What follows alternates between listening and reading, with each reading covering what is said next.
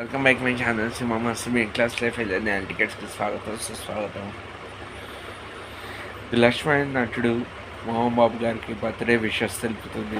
Sir ఇలాంటి birthdays ఎన్నో celebrate చేసుకోవాలి. మోర్ దెన్ 545 ఫిలిమ్స్ యాడ్ చేశారు. 550 ఫిలిమ్స్ రౌండప్ చేయాలని మనస్ఫూర్తి కోరుకున్న ప్రజలు ఇచ్చే అవార్డ్స్, గవర్నమెంట్ ఇచ్చే అవార్డ్స్ మీకు ఎన్నో రావాలని మనస్ఫూర్తి కోరుకున్నాం. మీ న్యూ టాలెంట్ ఎంకరేజ్ చేయాలి. మీ స్కూల్ ద్వారా మంచి మంచి పనులు చేస్తారు, అవి ఇంకా కొనసాగాలని ఇంకా కోరుకున్నా. And once again many more happy returns of the day to Mohan Babu గారు. ఇంకోటి క్రికెట్. చిన్నప్పుడు 83 నుంచి క్రికెట్ మన ఇండియా పిచ్చ ఫేమస్. 83 వరల్డ్ కప్ గెలిచాం. 84లో ఆస్ట్రేలియాలో కప్ గెలవడంతో క్రికెట్ ఇక్కడ ఫేమస్ అయిపోయింది. క్రికెట్ నాకు తెలిసిన 96 నేను బాగా క్రికెట్ చూసింది 93-4 నుంచి. 93-94 నుంచి నేను బాగా క్రికెట్ చూడడం మొదట 2000 వరకు. 2000 ఇప్పుడు నేను క్రికెట్ చూస్తూ ఉంటాను. నేను 96 నుంచి ఇండియాలో వెరీ డౌన్ఫాల్స్ ఫేసెస్ వచ్చాయి.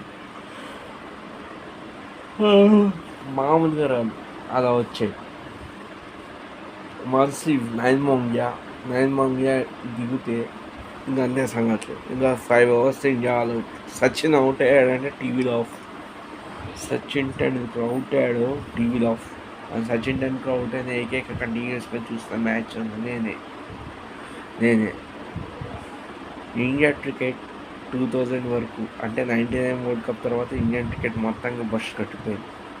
ఎలా అంటే 99 తర్వాత సచిన్ టెండూల్కర్ క్యాప్టెన్సీ వచ్చింది, ఆస్ట్రేలియా వరల్డ్ ఛాంపియన్స్ అయింది. సచిన్ టెండూల్కర్ క్యాప్టెన్సీలో సిరీస్ ఓడిపోయాం, టెస్ట్ సిరీస్ ఓడిపోయాం సౌత్ ఆఫ్రికాతో హోమ్ పొజిషన్లో. సచిన్ టెండూల్కర్ క్యాప్టెన్సీ నుంచి పక్క తప్పుకున్నారు. ఇద్దరు క్యాప్టెన్స్. అప్పుడు జడేజా ఒకడు. జడేజా అంటే రవీంద్ర జడేజా కాదు, అజయ్ జడేజా, సౌరవ్ గంగూలీ. ఎందుకంటే అప్పుడు అజయ్ జడేజా కూడా పార్ట్ టైం క్యాప్టెన్సీ చేస్తాడు. మొహమ్మద్ అజారుద్దీన్ క్యాప్టెన్ అయితే వైస్ క్యాప్టెన్ ఏమొచ్చి అజయ్ జడేజా. గంగూలీకి వచ్చింది మ్యాచ్ ఫిక్సింగ్. 3-2 గెలిచిన మ్యాచ్ ఫిక్సింగ్ బయటపడ్డే జడేజా, మొహమ్మద్ అజారుద్దీన్, హనీకాన్ మీద మ్యాచ్ ఫిక్సింగ్. దాని తర్వాత first time India ICC champion trophy ఆడింది. Mini ICC champions trophy Sourav Ganguly క్యాప్టెన్సీలో. అజయ్ జడేజా ప్లేస్లో యువరాజ్ సింగ్, కొత్త బౌలర్ జహీర్ ఖాన్, దాని తర్వాత సునీల్ జోషి, వీళ్ళు ఉన్నారు. వినోద్ కాంబ్లే కూడా ఉన్నారు టీంలో. సౌరవ్ గంగూలీ రావడం ప్రయోగాలు పెద్ద పెట్టేశాడు సౌరవ్ గంగూలీ. ఇప్పుడైతే 2011 వరల్డ్ కప్ గెలవడానికి మహేందర్ సింగ్ ధోనిగా సౌరవ్ గంగూలీ తెచ్చిన టీం అది. జహీర్ ఖాన్, ఇర్ఫాన్ పఠాన్, యూసఫ్ పఠాన్, ఆశిష్ నెహ్రా, సురేష్ రైనా, మహేందర్ సింగ్ ధోని, యువరాజ్ సింగ్, వీరేంద్ర సెహ్వాగ్, ఇంక్లూడింగ్ గౌతమ్ గంభీర్. ధోని క్యాప్టెన్సీ వచ్చిన తర్వాత ఒకటైంది. విరాట్ కోహ్లీ ఒకడు. నెక్స్ట్ టైం వచ్చి రవీంద్ర జడేజా ధోని క్యాప్టెన్సీ. దాని తర్వాత ఉమేష్ యాదవ్, భువనేశ్వర్ కుమార్ ఫాస్ట్ బౌలర్స్ని ధోని తీసుకొచ్చాడు. గెలుపు అనేది 85%తో మొహమ్మద్ అజారుద్దీన్ తీసుకొస్తే గంగూలీ 90 వస్తే మ్యాక్సిమం 95లో ధోని తీసుకొచ్చాడు. 2011 వరల్డ్ కప్ ఇండియాకి రావడానికి మెయిన్ రీజన్ సౌరవ్ గంగూలీ తెచ్చిన టీం. కాకపోతే ఆ టైంకి ఇంకా సౌరవ్ గంగూలీ రిటైర్మెంట్ అయిపోయాడు. గ్రేగ్ చాపిల్ అనే దరిద్రుడు ఒకడు వచ్చాడు, ఇండియన్ క్రికెట్ టీంని బ్రష్ పట్టించాడు. కానీ ఆ దరిద్రుడు పోతూ మహేందర్ సింగ్ ధోని రిఫర్ ఇచ్చాడు క్యాప్టెన్ తన్నారు. ఇప్పుడు సచిన్ టెండూల్కర్ కూడా తన క్యాప్టెన్సీ బెస్ట్ అని చెప్పి 2007 అప్పటికే ఇండియా 2007 టోర్నమెంట్ ఓడిపోయింది. ఇండియాలో క్రికెట్ చచ్చిపోయిన క్రికెట్కి ధోని గారు ప్రాణం ఇచ్చి బ్రతికించాడు. నా చిన్నప్పుడు క్రికెట్ వేరు, ఇప్పుడు క్రికెట్ వేరు. ఎందుకంటే జహీర్ ఖాన్ అందరినీ టాప్ 1 తీసుకొచ్చి సౌరవ్ గంగూలీ. అనవసరం గేట్ చేపని కోచ్లు పెట్టుకున్నాను. వాడు కాకుండా వేరే కోచ్ అయి ఉంటేనా ఇప్పటికి ఇండియా ఎవడి ఊహించండి నేను. చూడండి, ఆస్ట్రేలియా అంటే క్రికెట్ హిట్లర్ కంట్రీ. ఆస్ట్రేలియా అనేది 99 వరల్డ్ కప్ నుంచి వాళ్ళు ఆస్ట్రేలియా అంటే cricket Hitler company. 99 world cup, 2003, 2007, 2015, దాని తర్వాత ఏమొచ్చి మొన్న రీసెంట్గా 2023.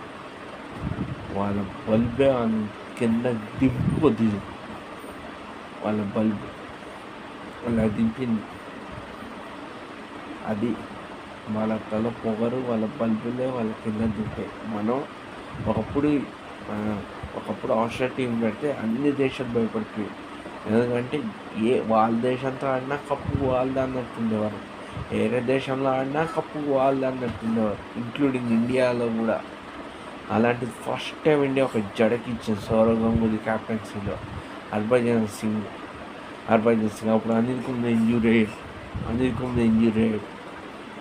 హర్భజన్ సింగ్ని దింపి ఫస్ట్ మ్యాచ్ వాదే గెలిచారు. నెక్స్ట్ 2 మ్యాచెస్ మనం గెలిచాం. యూబీ సిరీస్ అక్కడ గెలిచాం.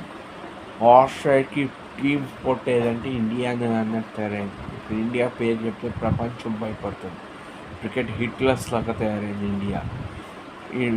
ఒకప్పుడు క్రికెట్ హిట్లర్ ఏదంటే ఆస్ట్రేలియా కాదు, ఇప్పుడు ఇండియా అనే క్రికెట్ హిట్లర్.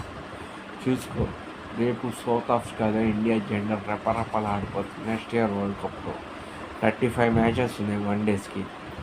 విరాట్ కోహ్లీ పిచ్చ ఫామ్, జస్ట్ 15 సెంచరీస్ కావాలి తను 100 కొట్టాలంటే. 35 మ్యాచెస్లో మ్యాక్సిమం ఒక 60 మ్యాచెస్ కాంట్రసెట్ చేస్తే 100 అయిపోద్ది విరాట్ కోహ్లీ.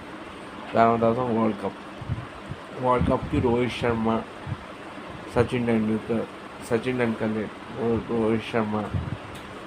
రోహిత్ శర్మ తర్వాత ఏమొచ్చి విరాట్ కోహ్లీ.